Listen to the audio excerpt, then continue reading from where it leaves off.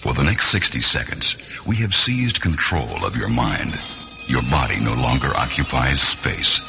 Your entire being now is a beam of pure consciousness, located early in the Earth year 1955. The winds of time change are about to sweep you forward through an incredible 20-plus years.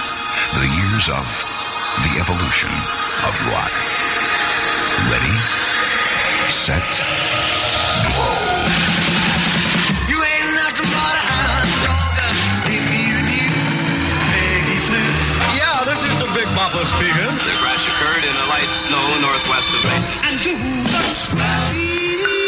They say that I love it. It's official now. President Kennedy has been assassinated. I wanna hold your hand. Here are the people. I think I'm gonna be sad. Don't know where, but she sends me there.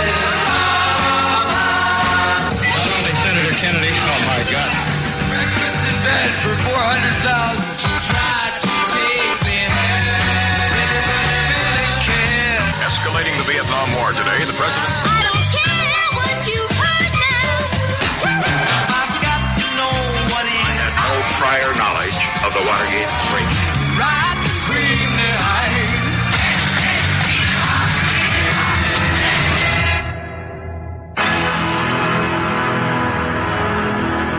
You have reached the present. You have just warped through the most exciting, most monumental 22 years in the history of Earth. The span known as the evolution of rock. No other comparable era in recorded history has had anywhere near the profound effect on today's way of life as did this incredible quarter century. Now, for the very first time, a radio programming event as earth-shaking as the years it documents is about to happen. The evolution of rock. Elvis is going to sing for you the theme song of his new 20th Century Fox picture, and later in the evening I want you to meet Robert Webb, who directed it. Now, the song, as he does it in the picture, Love Me Tender, is when his three brothers have come home from the Confederate armies. He's the younger brother who's been left back home, and he sings this song to his mother and his young bride. This is Love Me Tender. 2, 3 o'clock, 4 o'clock, rock. 6, 7 o'clock, 8 o'clock, rock. 9, 10, 11 o'clock, 12 o'clock, rock, go to rock. I was the first country and western singer to dare, shall we say, to sing rhythm and blues songs. It just wasn't. There would never be replacements for Buddy Holly, Ritchie Valens, and the Big Bopper. The scales had tipped. Rock and roll began to slide. Looking at the charts for 59, you can't help but notice the abundance of old standards being dressed up in rock and roll glitter and exposed to a completely new generation. Several brief but notable careers were built on the foundations of old, traditional pop tunes. New Jersey vocalist Sammy Turner being a perfect example.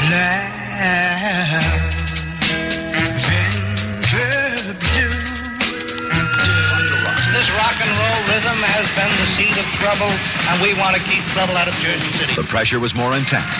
The put-downs more vicious. If you talk to the average teenager of today and you ask them what it is about rock and roll music that they like, and the first thing they'll say is the beat, the beat, the beat.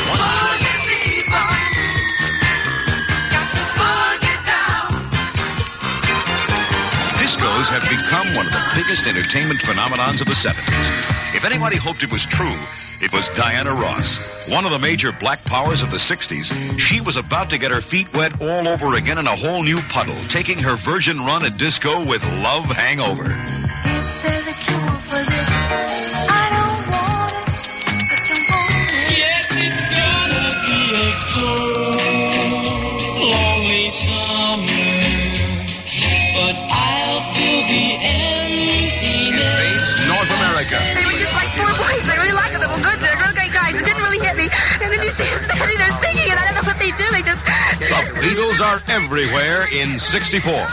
By April, the Beatles claimed the top 5 songs on the nation's pop charts. I came here to sing. I'm not going to scream. I'm not going to cry. I'm not going to do anything.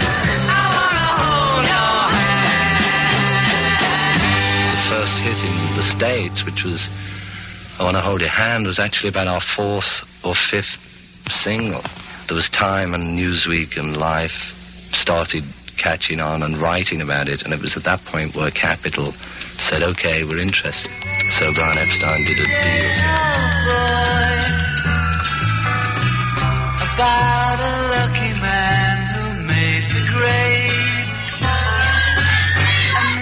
And they called it puppy love. Oh, I guess they'll never know. Alan Freed saying, we are deeply grateful to the record companies and the artists for allowing us to bring to you the original recordings of these very precious songs. Thank you.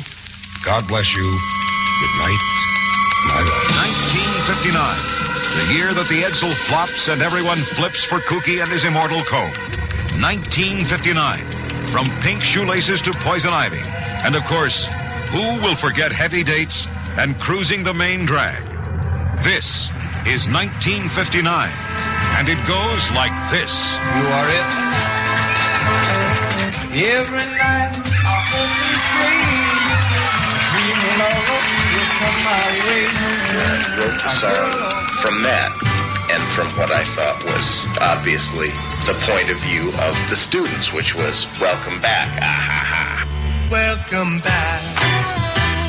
Your dreams were your ticket out. You're hearing segments from The Evolution of Rock, the first complete chronological, up-to-date documentary ever produced.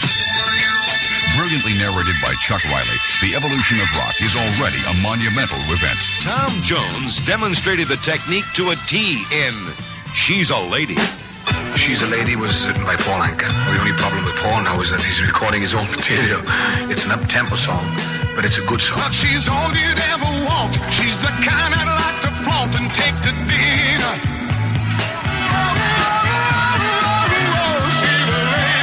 Tom Jones's fifth gold single, She's a Lady.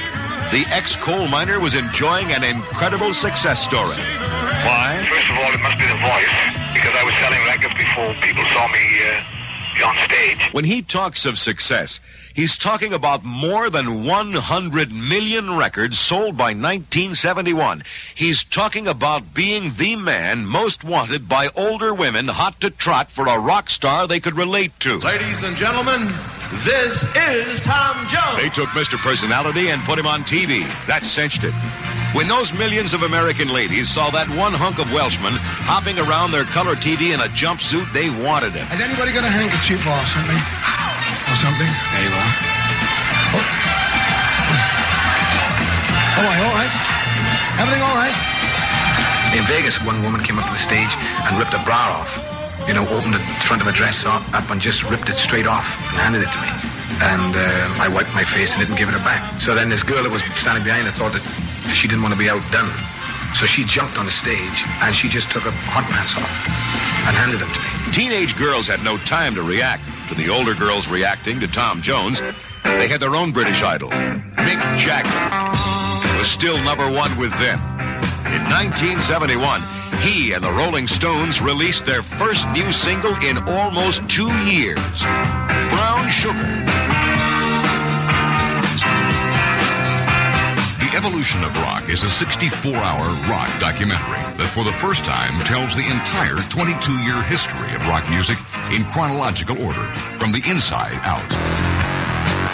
The Evolution of Rock, by virtue of its scope, stands alone. But that wasn't enough. We wanted it to be as fantastic a production as the history it documented. As a result, over 3.5 years of international cooperative effort, over 150 hours of rare tapes, previously unaired interviews, 1,000 hit songs, and unheard-of industry cooperation have yielded a masterpiece. Contained on 64 discs, the program is divided into one 4-hour introductory chapter and 20 3-hour segments. There has never been a program this big, this versatile. The Evolution of Rock. The music that made the world turn round. You'll hear the behind-the-scenes stories with actual interviews and rare original recordings. From rock's roots to its complex branches, you'll hear it all. The Evolution of Rock.